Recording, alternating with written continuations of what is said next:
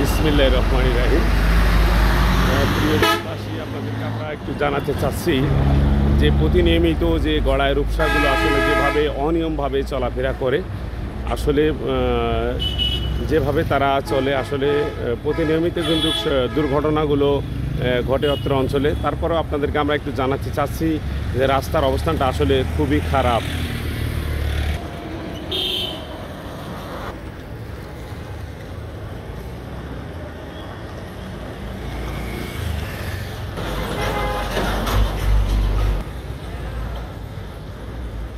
রূপসা যে সমস্ত গাড়িগুলো আসলে চলছে খুবই অনিয়ম।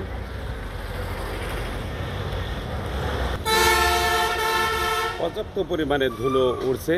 এই গাড়িগুলো যদি একটু আসতে যায় তাহলে কিন্তু এলাকার মানুষ একটু বাসে দোকানদাররা সুন্দরভাবে দোকানদারি করতে পারে।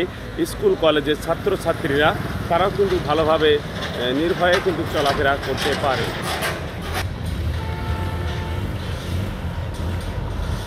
এই সমস্ত গাড়িগুলো সুন্দরভাবে তারা কিন্তু চলে, যেহেতু ঢাকার বাস তারা কিন্তু ভালোভাবে চলে। কিন্তু গড়ায় রূপসা গাড়িগুলো এত অনিয়মভাবে চলে যাতে তাদেরকে চলাচল করা আসলে খুবই কষ্টকর হয়ে যায়।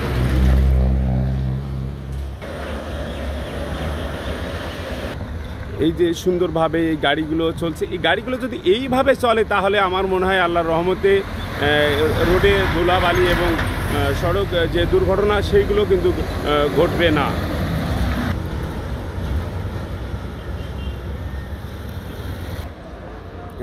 গড়াই গাড়ি আরেকটি আপনাদেরকে আমরা দেখানোর চেষ্টা করছি যে আসলে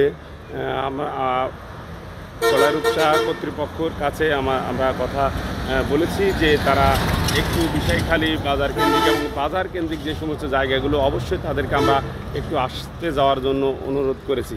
কিন্তু কিছু কিছু গাড়ি ড্রাইভার সাহেবরা শুনেছেন এবং কিছু কিছু গাড়ি ড্রাইভাররা অনিয়ম করছেন।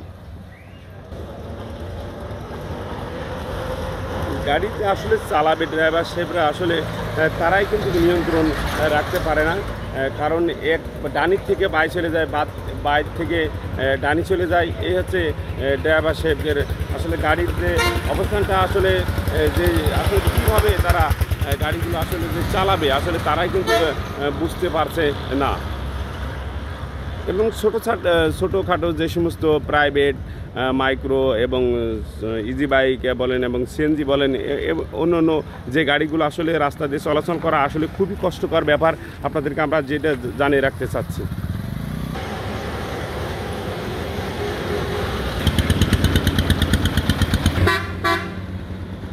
আসলে গড়াই এবং রূপসার যে চলাচল আপনাদেরকে আমরা এটি দেখানোর জন্য চেষ্টা করছি।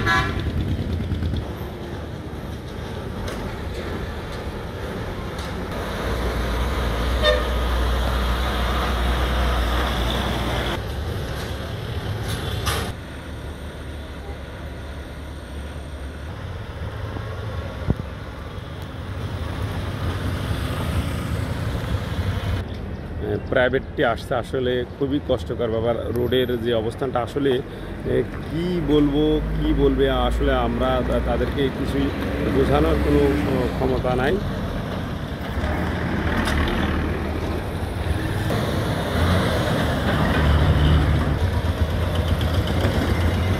পর্যাপ্ত পরিমাণে প্রচুর পরিমাণে ধুলো বালু উঠছে অত্র অঞ্চলে, ঝিনাইদহ সদর, বিষয়খালী বাজারে।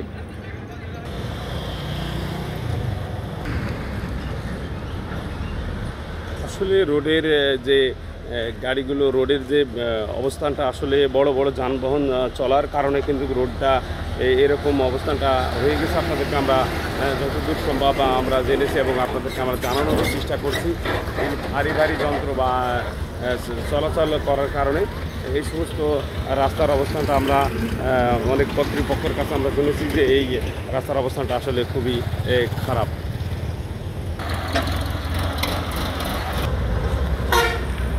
রূপসা গাড়ি যে চলাচল সেটা দেখায় পর্যাপ্ত পরিমাণের কিন্তু ধুলা বালি উঠছে। আসলে তারা তো গাড়িটা যদি একটু আস্তে চালায় তাহলে আমার মনে হয় অত্র অঞ্চলে মানুষ কিন্তু একটু সুবিধা পায় এবং বাসে, এবং তাদের যে অনিয়ম এই গাড়ি গড়ায় রূপসা গাড়ি অনিয়ম চলার কারণে কিন্তু প্রতিনিয়মিত দুর্ঘটনাগুলো ঘটছে এবং এমন এমন অবস্থা, অত্র অঞ্চলের দোকানদাররা কিন্তু দোকান বন্ধ করে রাখার সিদ্ধান্ত নিয়েছেন।